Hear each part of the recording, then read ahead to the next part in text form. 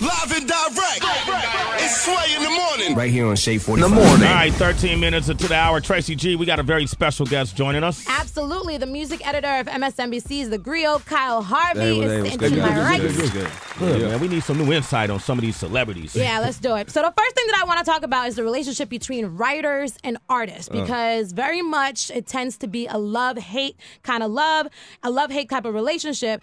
And DC's finest, Wale, made that very apparent on the hate side of it when he threatened Complex staff on Friday in a private phone conversation that took place. Now, he was upset because they had a list called the 50 Best Albums of 2013. Right. We've been going all over all these different publications list. Wale, he was omitted from that. So he had, a bit of a grudge. Was it rap albums in general? No, albums in general. Okay. Not rap albums. So there was a lot put out. Either way, he decided to call in to figure out what the situation was. He said that there's been no interaction between himself and Complex in over a couple of years. And then he also called out Juicy J because he was very upset that Stay Trippin' was on that, calling it a better album than his.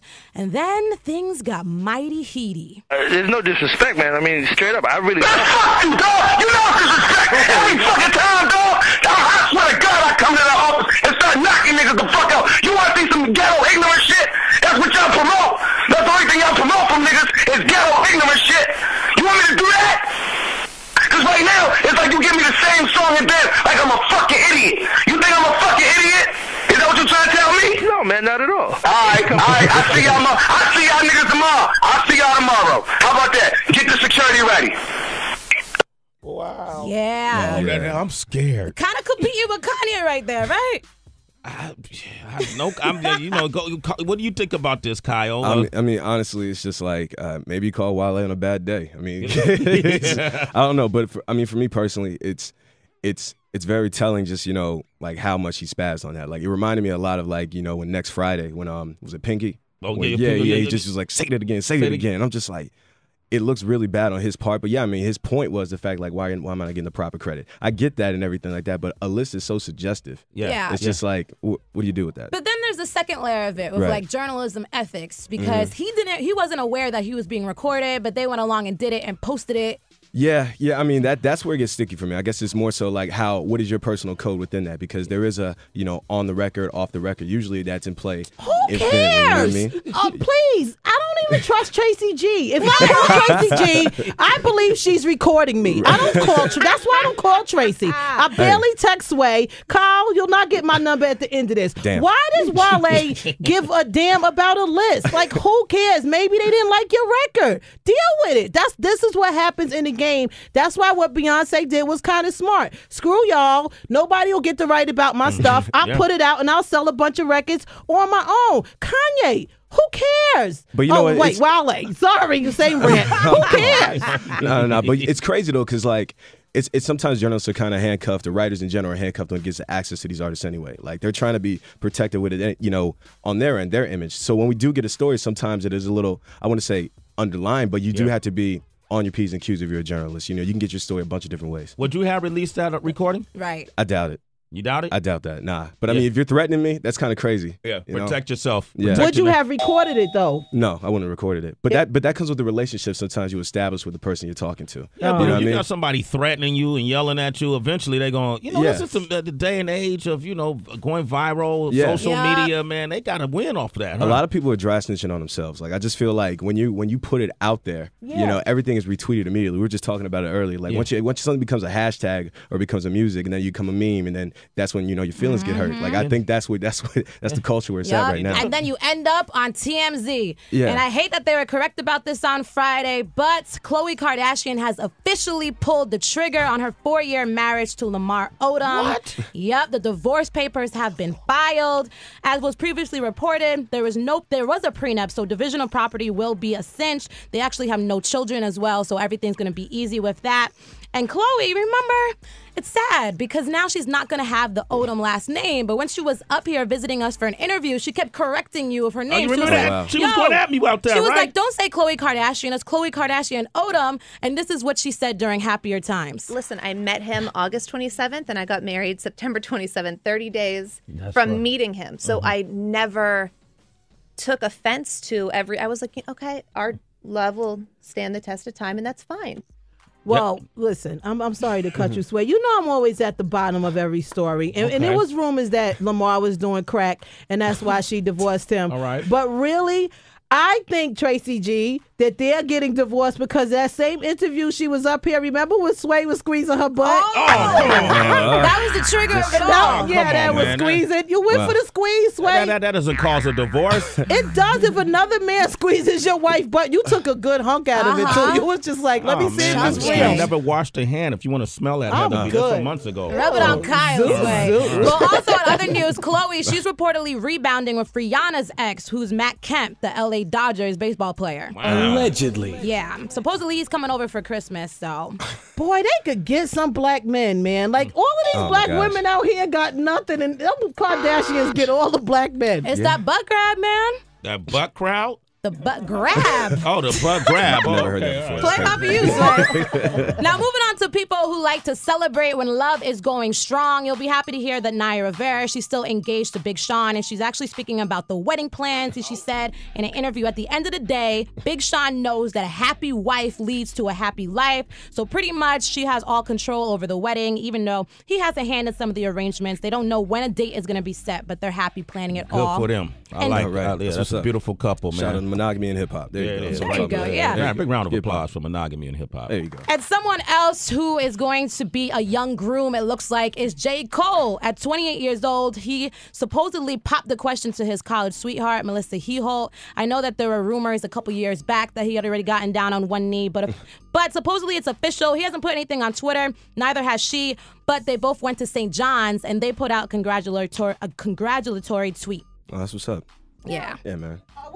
Are we living in a different time when men, Sway, I don't know, like before if you got... You about to ask me about marriage? No, I'm not, Oh, Sway, okay. but listen, your opinion with male artists and getting engaged. Like before, you couldn't get engaged, you'll lose female fans. Yeah. Now it seems like women like you if you got your girl, huh? Yeah, because you stand for something. It's not going to stop those women from trying to bang you out, though. But it's good. They say you're disciplined. They feel like you got a certain level of respect for the opposite sex. And I commend J. Cole, because a lot of girls love him, and he's always been with his girl. Every time I've seen her, like, he brings her out. Oh, really? I've never seen her. Yeah, man, beautiful girl. Congratulations to J. Cole.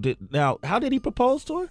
They don't say. They don't say? It's only like supposedly friends that have just been putting out some news to the blogs because he hasn't come out and confirmed it. Yeah. But his school, St. John's, they said congratulations over Twitter. Yeah, I'm curious to how you ever proposed to somebody, Kyle? No, that never happened in my life. No, You almost stuttered right there. I did. All right, are we starting to see a trend again?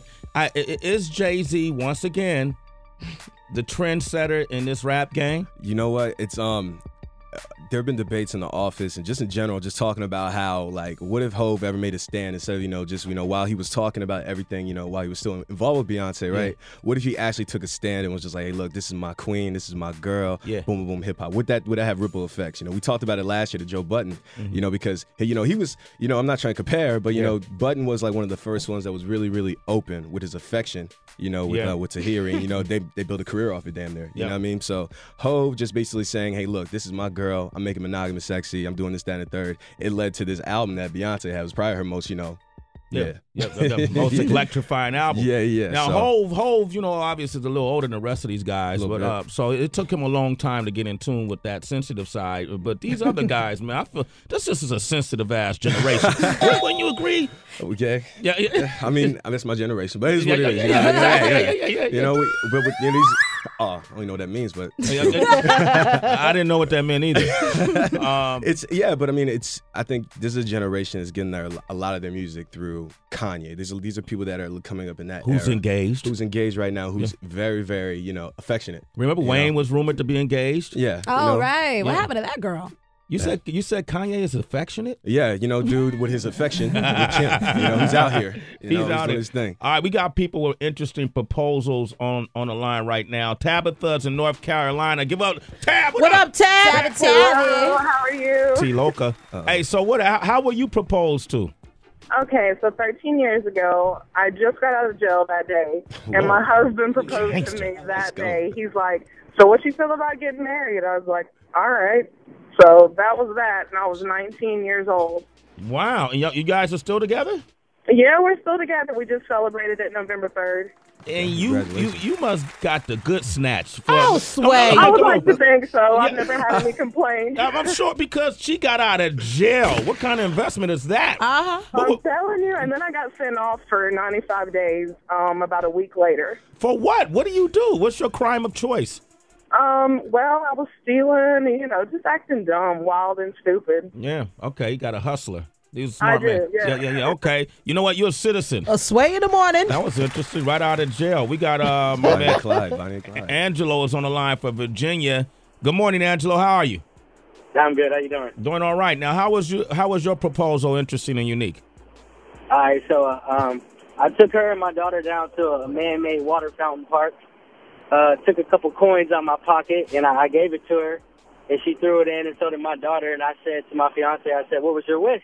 And she was like, "I can't really tell you because it was a wish." And I said, "All right, whatever." So I said, I was talking to my daughter. I said, "Baby, what was your wish?"